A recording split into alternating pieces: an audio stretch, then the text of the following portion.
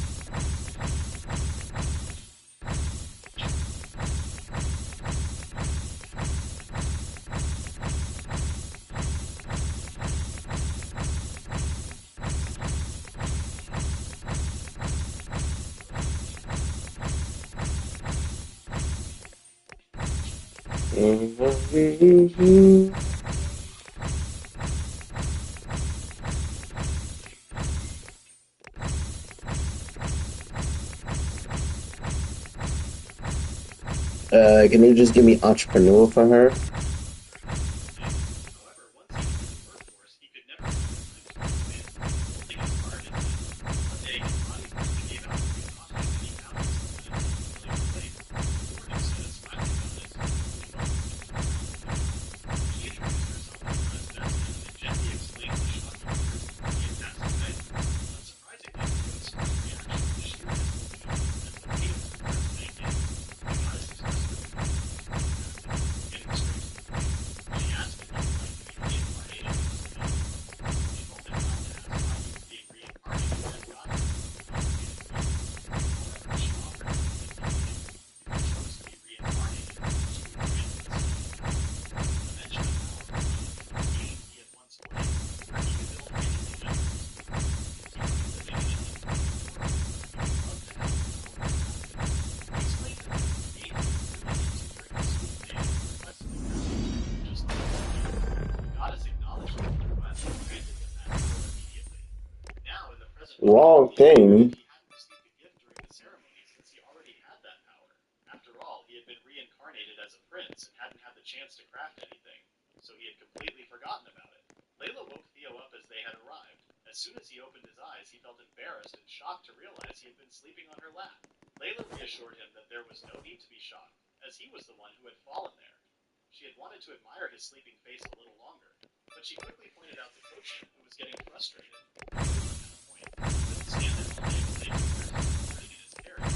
They hurriedly exited, and in front of them stretched the bare sand deck. Theo hadn't expected anyone to be there more than a couple minutes late. The night wasn't plain sailing. He wondered if they would have to spend the night outside until he could get home.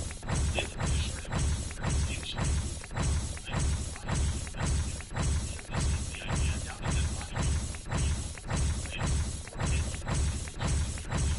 He couldn't deny it, but worked out that she had been serious about her suggestion. He turned away, thinking to himself that although she had missed this opportunity ridiculously, it would surely give Theo a chance to reclaim her prey. Theo's first plan was to secure a house for them. After thinking for a moment, he remembered his crafting ability. A smile spread over her face as he realized it was finally time to use his power. Quickly Alright, now, finally got it she on chopped her. down the nearby trees. She grabbed her sword and Finally guided got it Theo, on her. cutting through the Jesus tangled Christ, that branches, took leaving a only lot a longer few than I marks thought it behind. would. Theo was amazed by her strength, but then again, it was expected from a former adventurer. Layla then asked what he planned to do with the logs, and Theo replied that he intended to build a house. They gathered all the logs together, and once they were done, Theo approached the pile to use his ability. He wasn't sure how to use his power since he hadn't had a chance to practice lately, and he had never crafted anything as large as a house before. He focused on understanding the control and structural integrity needed. As he began to imagine the house in his mind, the board started moving on its own. In the blink of an eye, an entire house was built. Layla was completely stunned by this display of power and asked him about it. Theo shared how he was not able to use the magic during the ceremony since he already had one ready from the start. Layla couldn't have been prouder of her master, but she quickly hugged him so tightly that his neck got stuck between her two feet. As he choked, he mumbled that she apologized, saying she couldn't contain herself. They decided to head inside, and as soon as they entered, they were amazed by how perfectly everything was arranged in the house. The fact that it was only a completed stone rubbed her in awe. However, when Theo entered the bedroom, he realized he had a bed frame with no mattress, which made him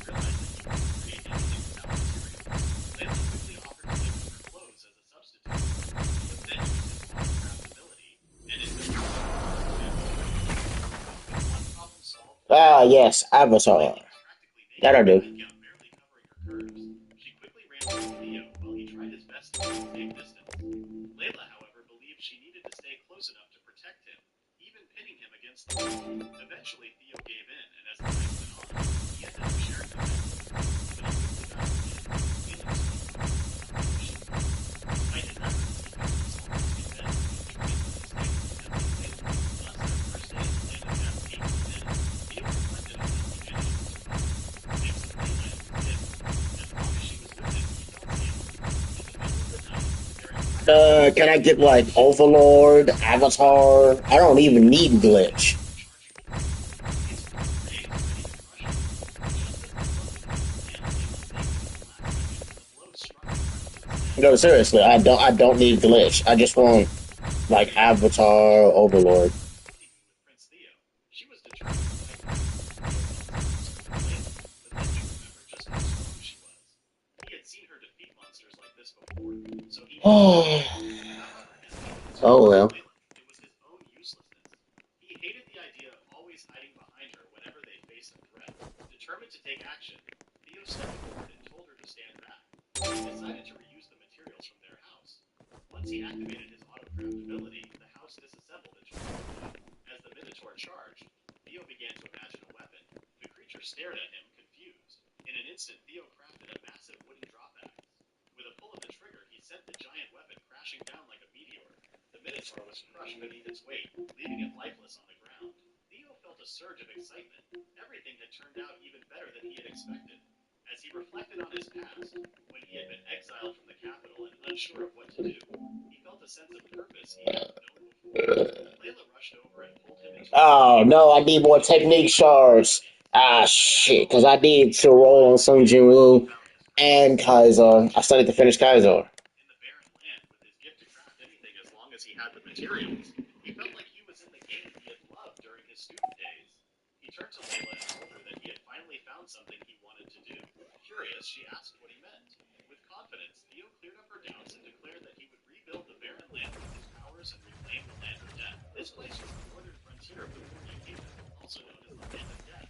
It was Theo's first morning there, all thanks to the home they had built the previous day. With a new day on the horizon, Theo needed to figure out what to do next. He went to the kitchen and saw that Layla had already prepared breakfast. The food looked lavish, especially considering they were in the middle of a barren land. When Theo took his first bite, his taste buds practically danced with happiness. Layla, however, apologized, saying it wasn't exactly fancy since she had only used the supplies they brought from the castle. She promised that if he didn't have enough, she would gladly give him her portion. Speaking of supplies, Theo realized that the rations they brought wouldn't last forever. His first goal was to do something about it. Layla suggested about it.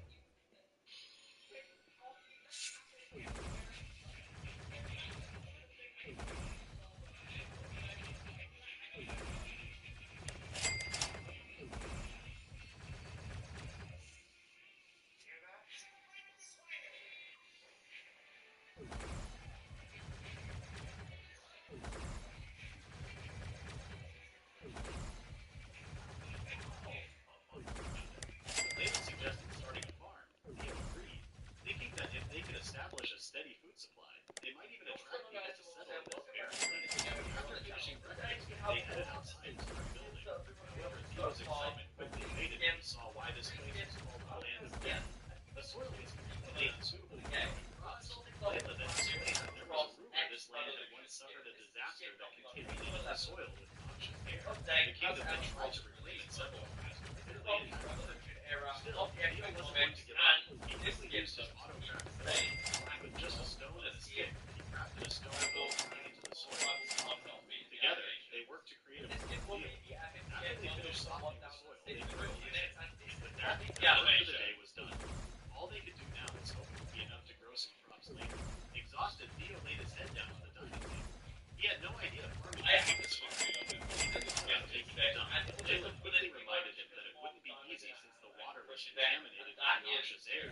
They needed to be frugal with the limited water they had brought. By now, not only did he have to deal with food supplies and fend off monsters, but securing a water source had become another problem to solve. He thought to himself that this place wasn't called the Land of Death for nothing.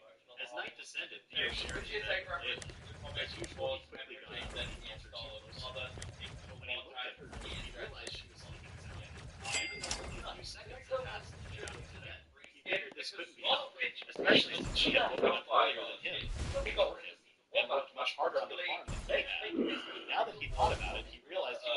useless compared to Layla, and he knew he needed to step up his game. So he decided to go to sleep, determined to avoid twice as hard as Layla the next day. As he drifted off to sleep, he suddenly found himself teleported to the place he had spent his first day. The shock hit him quickly, and he wondered if he had done it right. However, when the goddess Vesta quickly reassured him that he was still technically divine. She explained that she had simply summoned his consciousness back into this place. She bowed her head and sincerely apologized for the mess she had caused, which had led to him being abandoned in the barren lands. She went on to explain that she hadn't been able to give him the gift which was part of her ticket, which was remaining in exile. To clear up his confusion, she mentioned that since he already had a great path, she couldn't bestow another skill upon him. She explained that giving a human two or more gifts could cause their heart to explode and thereby cause the wish to burst out. She continued apologizing, but Theo quickly told her to relax. In fact, he was really grateful to her, especially for the exciting gift he had given him. The goddess nearly teared up now after Theo left, and her gratitude tried to live on to him. However, Theo wasn't too thrilled about being smothered by the large body, so he quickly took a defensive stance. Just then, the god spoke. She asked him what it was, and Theo explained that it was the god of blessing, the divine goddess. However, Layla then dropped some bad news. When Theo stepped outside, he was shocked to see that the soil they had prepared the previous day had reverted to its original state. The trip from the barren land seemed hopeless, and farming here was impossible. Layla decided to till the land again and suggested that they try a different fertilizer and keep experimenting. Theo tried to remind her that their efforts seemed pointless, but just as he felt hopeless, he remembered his own words about needing to work hard from now on. He grabbed the hoe and confidently told her mindlessly tilling would get them anywhere. Their first goal should be to find a suitable fertilizer for the land. The only problem was that he didn't know much about the soil's properties. As he spoke, a system window popped up. It stated that the soil from the land of death was ranked B, meaning it was the worst quality, and no crops could grow until it was purified by divine blessing. While Theo stared at the status window, Layla watched him closely, making him think she couldn't see it. He wasn't sure why this information about the soil had appeared before him, but he soon remembered the kiss from the goddess and realized that it must have been the divine blessing she had given him. Now that he knew he couldn't grow crops without purifying the soil with the divine blessing, he got back to work. Though he wasn't entirely sure how to purify the land, he pulled out the God Metal bar, which was ranked as divine. It was a special metal created by the gods, and any tools made with it would carry a divine blessing. Theo quickly figured out a solution. He grabbed his hoe, removed the stick, and combined it with the god metal to create a divine hoe. Why does this sound wrong? As soon as he used the hoe on the soil, a blinding light appeared. When he looked around, there seemed to be no change. However, when he grabbed some soil and checked the status window, he saw that it had turned into divine soil. With the divine blessing, anyone living on it would receive the goddess's blessing, allowing them to grow excellent crops. A big smile spread across Theo's face as he celebrated.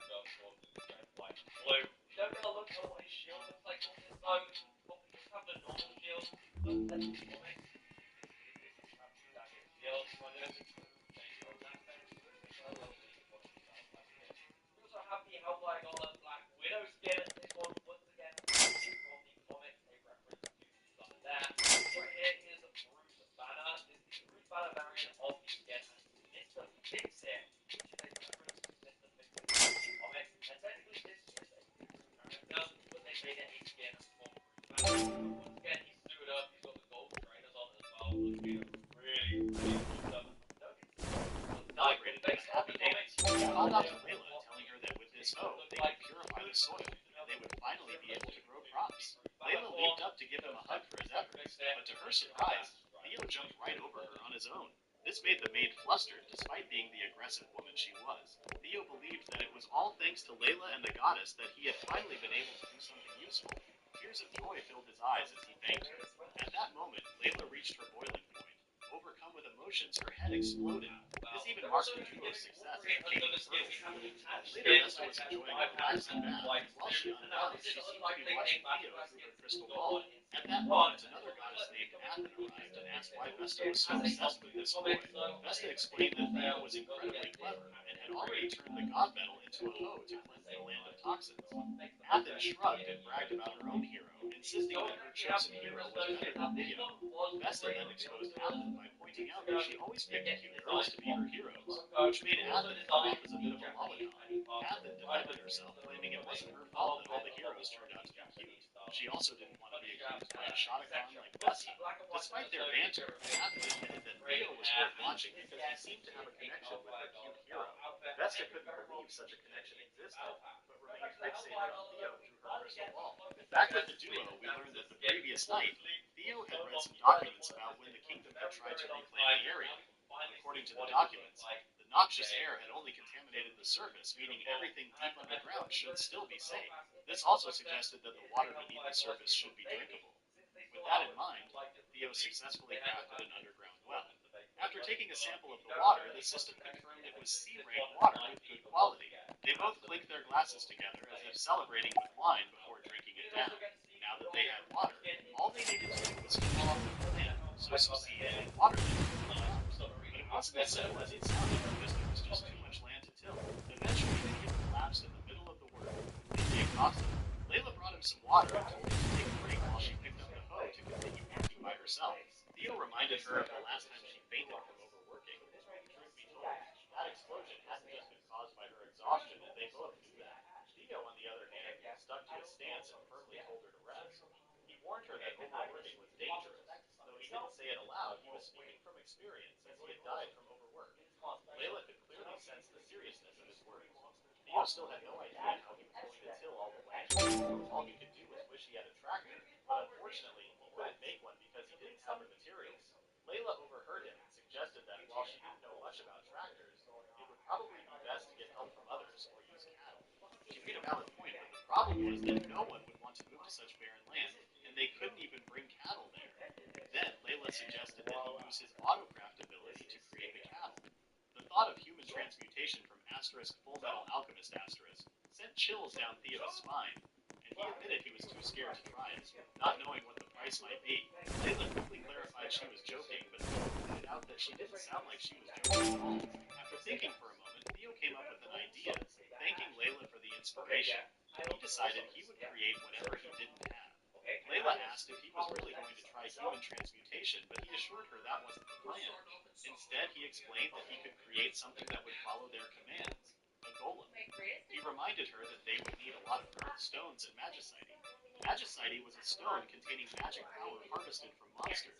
It was commonly used to enhance weapons, create magical items, and act as an energy source. Layla, feeling disappointed because she couldn't provide what Theo needed, became gloomy. In an attempt to make up for it, she even offered to give up her body and started stripping.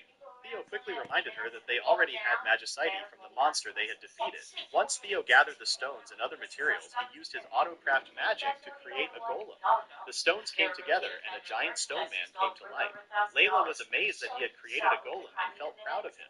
Theo then decided to command the golem. As soon as the creature heard its master's voice, it dashed toward him. The sudden dash terrified Theo for a moment, but contrary to what he expected, the golem simply picked him up and tossed him over its shoulder like a father carrying a child. Layla quickly stepped back to protect Theo, but he reassured her that the golem didn't seem hostile. However, Layla, who was feeling jealous, couldn't tolerate the golem's affectionate behavior toward Theo, even though he reminded her that golems didn't have emotions. Or did they? Layla pointed out that since Theo had created the golem using an unorthodox method, it was likely he had imbued it with emotions. Theo decided to get to work. He commanded his golem, and the large creature quickly grabbed a hoe and started tilling the ground with such speed that it seemed almost unbelievable. Before they knew it, the land was tilled. By afternoon, they had planted the seeds and watered them. The golem then went to sleep while Theo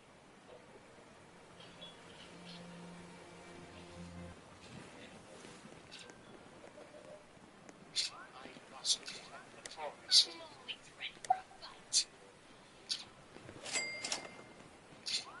My magic will protect us. Tough battle! Not all cookies can become yours.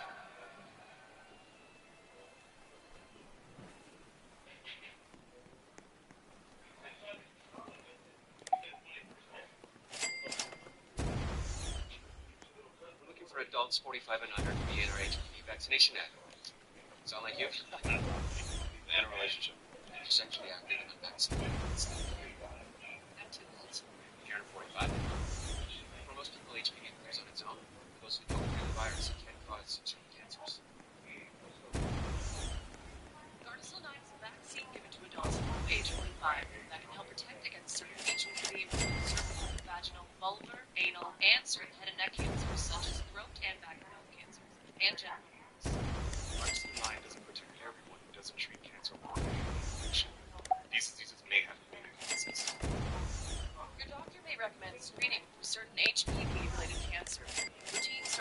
cancer screenings are still needed. You shouldn't get Gardasil 9 if you're allergic to the vaccine, its ingredients, or yeast. Tell your doctor if you have a weakened immune system, are pregnant, or plan to. The most common side effects include injection site reactions, headache, fever, nausea, dizziness, tiredness, diarrhea, abdominal pain, and sore throat. Fainting can also happen. Help protect yourself against certain HPV-related cancers. Talk to a doctor or pharmacist today. Theo and Layla sat down for dinner. Theo felt happy and looked forward to the coming months, eager to see the first crop of food they had planted. The next day they were shocked to find that everything they had planted had fully grown. Even the vegetables that were out of season had sprouted abundantly.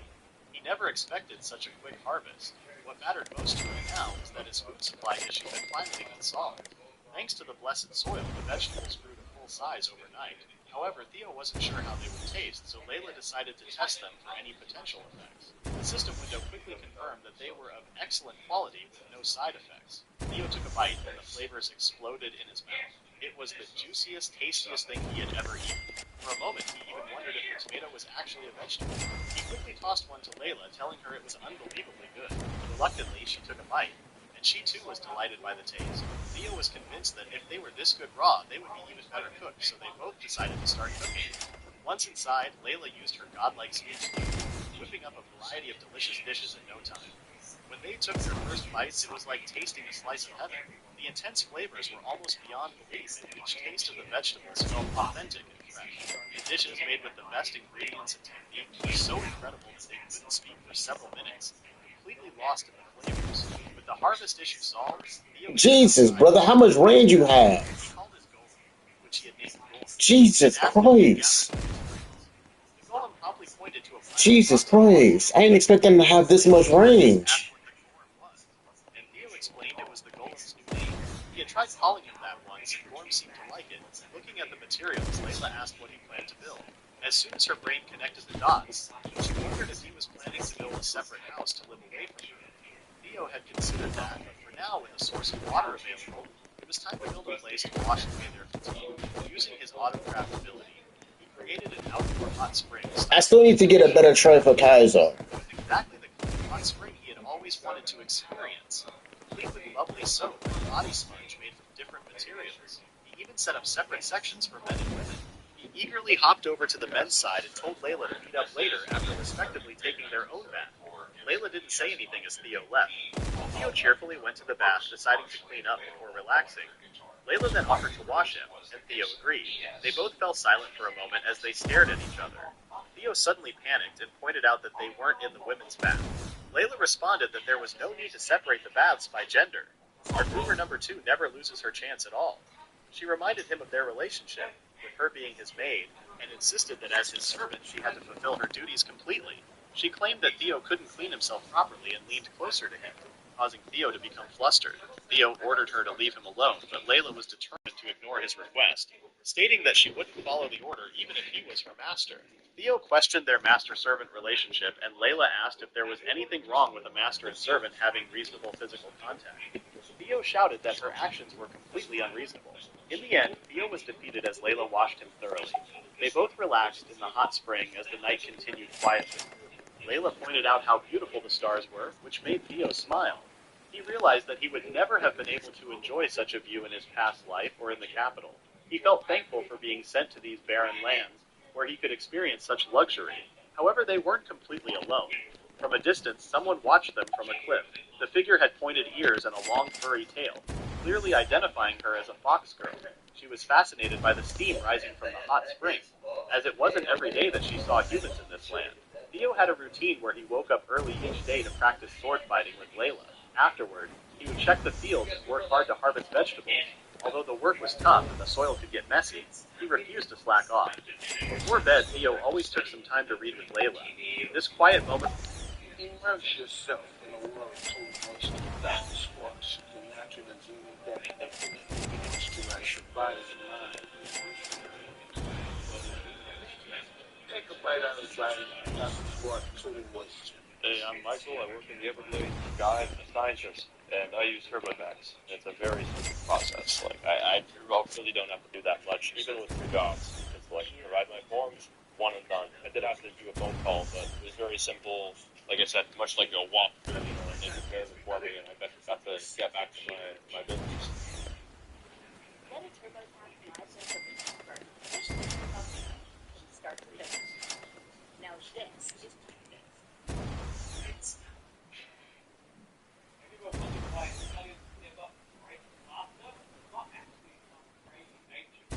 Fortunate, as it allowed him to organize his thoughts and plan for the future. Life in the land of death was stable and enjoyable for Theo, but there was one concern that weighed on his mind. He couldn't seem to get any citizens to settle in the town he was building. Despite the comfort of his life, this wasn't his ultimate goal. Even though he counted Gorm as a citizen, he still only had 2 people living in the town, meaning it wouldn't qualify as a village. Normally, anyone living within his domain would automatically become his citizen, but this was the land of death, so he figured people might just wander in by chance. That was the hope he clung to. Then, one day, Theo heard quiet movements coming from the fields. For a brief moment, he felt excited, thinking someone might have wandered onto his land, but that excitement quickly turned to horror when he saw a giant beast standing before him. However, something strange caught his attention. The divine aura radiating from the beast felt oddly similar to the goddess's presence. As he tried to make sense of this, the beast spoke, telling him not to be so scared. The sound of a monster talking only terrified Theo more, as it was something he was definitely not used to. The beast then introduced herself as Luna, a proud Fenrir, a divine wolf. The mention of Fenrir brought some memories to Theo. He recalled stories about a giant wolf shrouded in the power of the gods, and that very few had witnessed such a legendary creature. Theo wasn't sure how he was supposed to fight something like that, especially with how intimidating it was. The wolf then asked if he hadn't heard her when she said not to be afraid, and reminded him once again that she hadn't come there to fight. At that moment, the wolf began to transform, shifting into a beautiful lady. Her sudden transformation shocked Theo for a moment. The wolf lady apologized for startling him and explained that she was there because she had a request. She asked if he could share some of his vegetables with her. Theo was bewildered that she had come all this way just for that, and she didn't seem hostile at all. He decided to share some, mentioning that they had a big harvest, and she was more than welcome to help herself. He handed her a tomato, and when she took a bite, she felt as if she had transcended to the state of the gods. The flavor dissolved in her mouth, leaving her in complete ecstasy. She admitted that she hadn't eaten anything so delectable in 1,000 years. She explained that 1,000 years ago, the land wasn't poisoned by noxious air. Back then, it teemed with excellent crops, though they weren't as incredible as what Theo grew now. However, a devastating war had ravaged the area, turning it into a wasteland filled with poisonous air. The mention of the Great War surprised Theo. He had always believed that noxious air was the result of a natural disaster. He turned to her curious and asked if she had been living in the land of death for 1,000 years. She nodded. Theo then asked if he could have better for her to speak out. Theo calmly explained that the place was her home and it was precious to her. She simply couldn't abandon it, no matter how much it had become wasteland. She was also happy that Theo had brought beauty back to the land. She then asked for his name, and Theo introduced himself as Theo Curran. Luna was deeply grateful for his kindness and the beauty offered her. She wanted to repay him, even though Theo had said she wouldn't do anything in return. Luna refused to let his favor go unreturned. For her, not returning a favor was unthinkable. In the end, she leaned in and gave him a gentle kiss on the forehead, explaining that it was a Fenrir favor, a token of her gratitude. For now, it was all she could offer. After giving him a comforting hand, she mentioned how she hadn't felt this happy in a long time. After that, Luna began to walk away. Theo, however, remembered how she had been living in the land of death for 1,000 years, and an idea formed in his mind. He called out to her, asking if she would consider becoming a citizen of his domain. Luna turned back with an astonished look, but soon a playful expression crossed her face as she glanced at him, wondering if he was trying to tame a Fenrir lady. Theo quickly denied such thoughts. Luna chuckled softly, patted him on the head, and assured him it was just a joke. She then told Theo she wanted to She had her own circumstances, and his proposal was a bit unexpected. She wanted to take her time before making a decision. With another sweet smile, she promised that the next time they met, she would have an even better gift for him, and he should look forward to it. Theo was left blushing from the exchange, while Luna turned back to the wolf. She gave him a final farewell before disappearing into the distance. Theo decided to keep his interaction with Luna. He figured Lana would react if she had been spoken to him, and he wasn't sure how she would take it. The next day, everything seemed normal for Theo, or so he thought. Unbeknownst to him, it was the day his peaceful life was turned upside down. Out of nowhere, a woman appeared on the scene, looking utterly exhausted and desperate as she begged for help. She was so drained that she collapsed on the ground. Theo quickly instructed Layla to fetch the first aid kit. After some time, the woman regained consciousness Disoriented and unsure of her surroundings, she asked where she was. Theo, relieved to see her awake, and asked about the condition. The woman assured him she was fine, though still somewhat confused. She then asked who they were, prompting Theo to introduce himself and Layla. He explained that she had collapsed in front of his house. The woman, overwhelmed with gratitude, introduced herself as Aisha and expressed how glad she was to meet him. For new ways to socialize, and Facebook is one of our favorite places to look. Today, we are headed to a Los Angeles dog park. Getting to go out and about the neighborhood is one of our favorite things to do. Once he hears the sound of the gate opening, he knows it's time to hit the road. Loading him into the car is a 2 to 3 person job, but once he's in, he sits back and looks out the window. I'm so excited to interact with this group. We love Facebook groups, so finding this meetup was so perfect for us. He's a social-minded guy, so this is right up his alley. We got to feel loaded and we ran right over to the meetup. We got there a few minutes early to get Big T set up, and 7 other dogs ended up coming too. We spent the first chunk of time socializing with the snacks. Everybody was getting along so well. So many different types of dogs. It was so cool. We hung out and ran around for a while before we so decided that it was time to take the pack for a little walk. We walked around the entire park multiple times and then took about a shady spot to relax. We had the best time today. Facebook took me and Suso on a puppy play date, and where will it take you?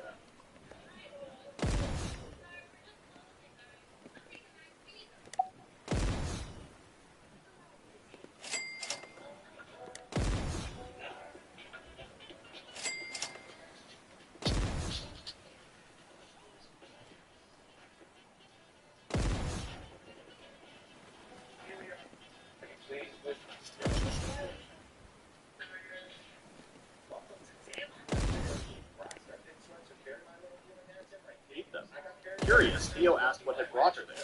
As Aisha tried to recall the reason, she became overwhelmed with terror, her fear escalating until her head throbbed intensely. Theo quickly urged her to rest and ordered Layla to bring some healing herbs they had obtained from the castle. Herbs were known for their potent healing properties and should be blended into medicine for treating. However, crafting effective remedies for them requires advanced skills. Luckily, Theo had the ability to create powerful healing medicine with ease, thanks to his auto-crafting ability. Aisha was shocked when the potion bottle material had almost miraculously appeared. She tried to get some body began to heal instantly. That they had never existed, and the pain she had been enduring disappeared entirely. Aisha was in shock of the potion's effect and asked Theo if he was a wizard or no. Theo confidently replied that it wouldn't be possible to either.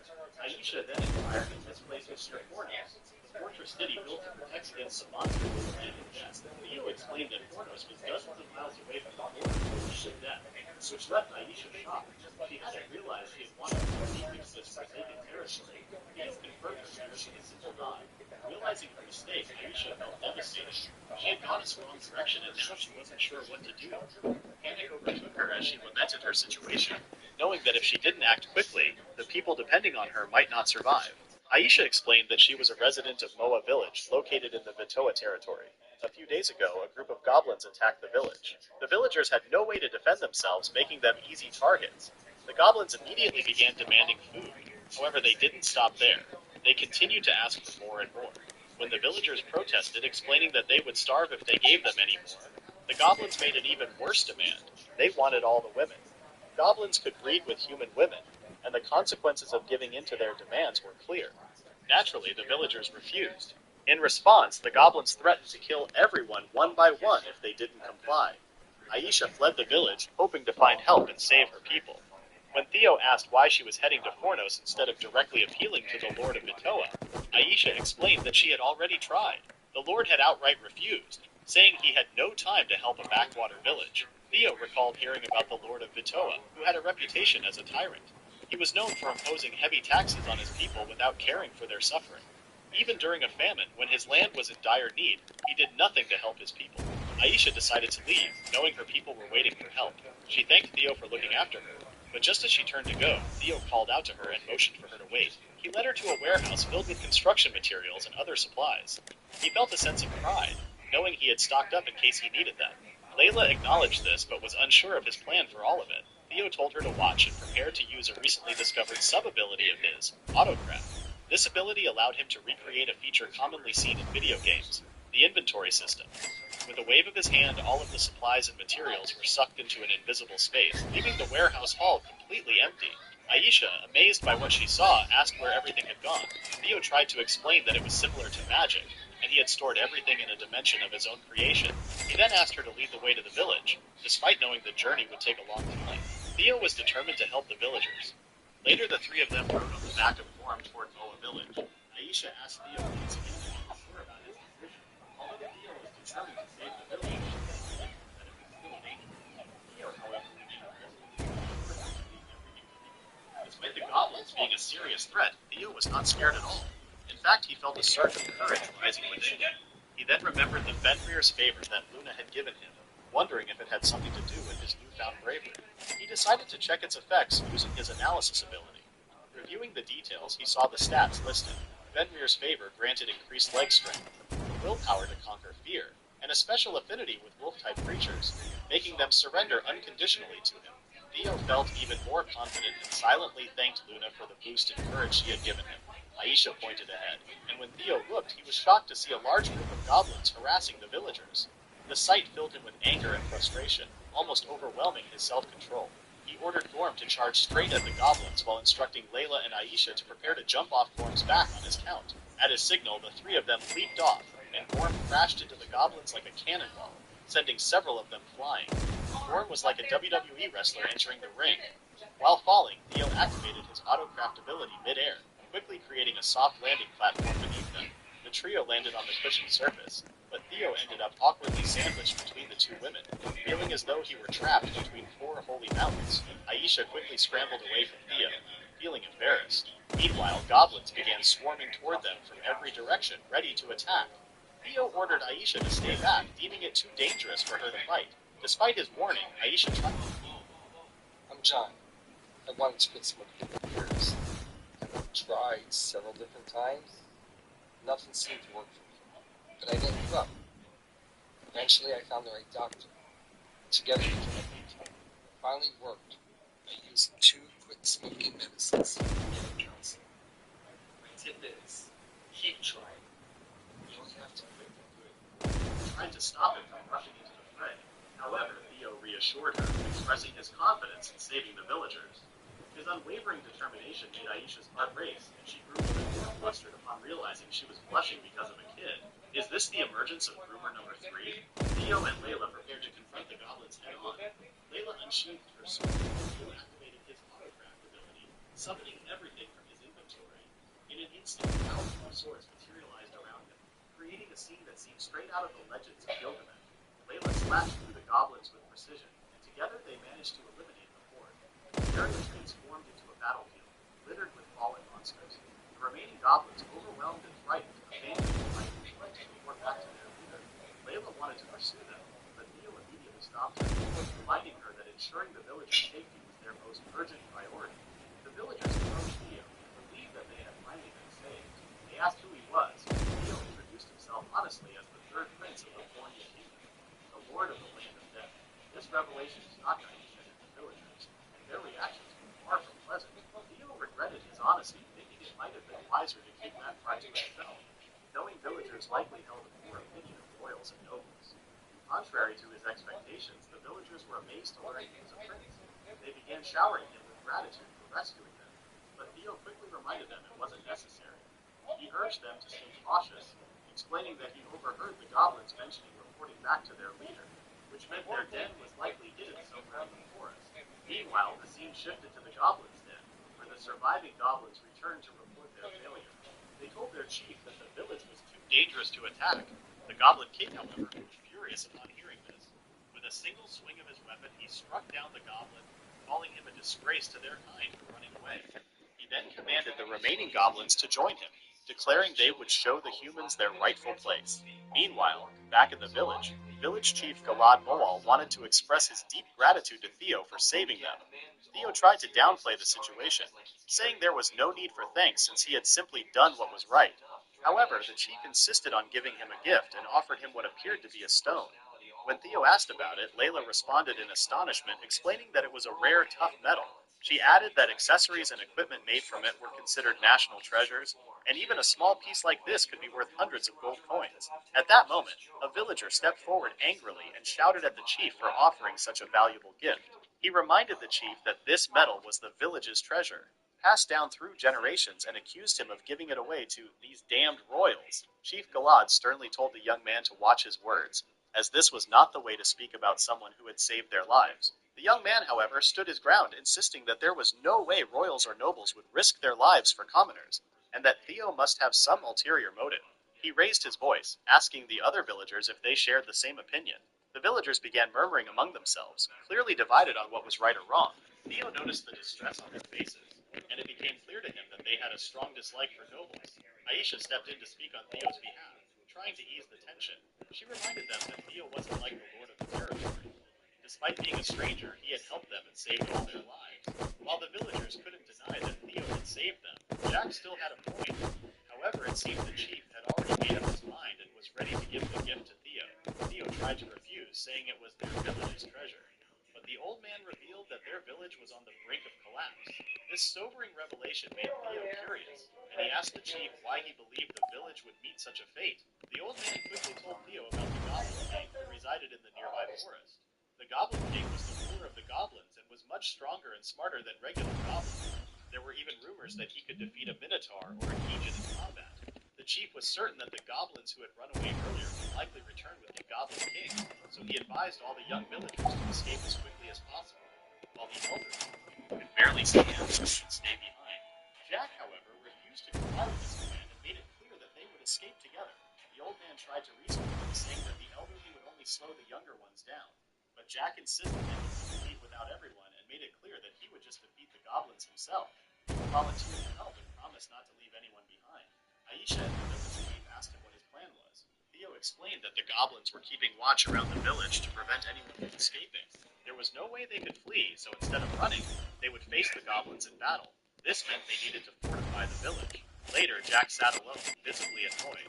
He wasn't ready to trust the royal boy and was convinced there must be an ulterior motive behind his actions. He remembered his father's words, where he was told that strong men must protect the village. Jack believed that once he grew up, he would protect the village just like his father did. For that, he didn't need a royal brat.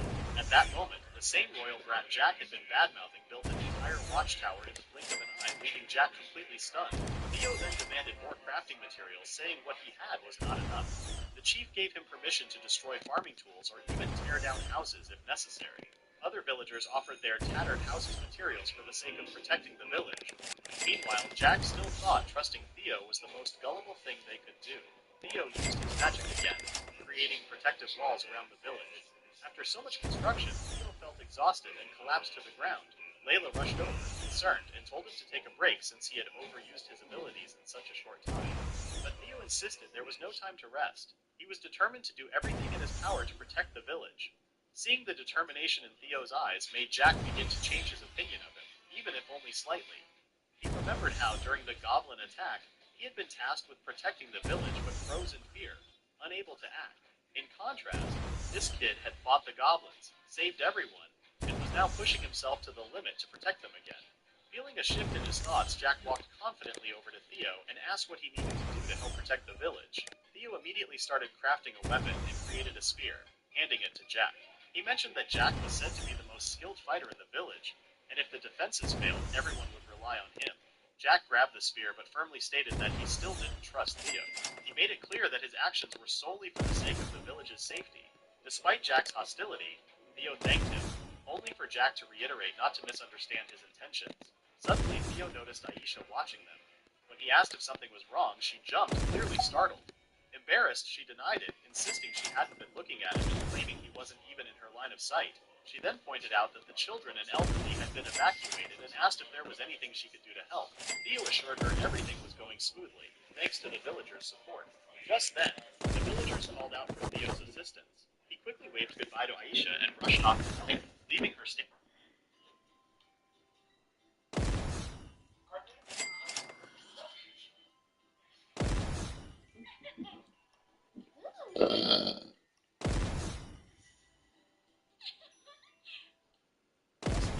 The villagers called out for Theo's assistance.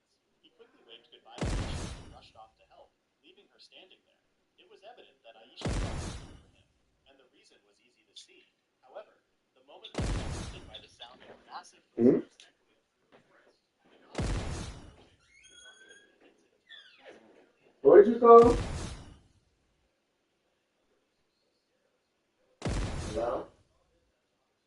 About to say, what did you call?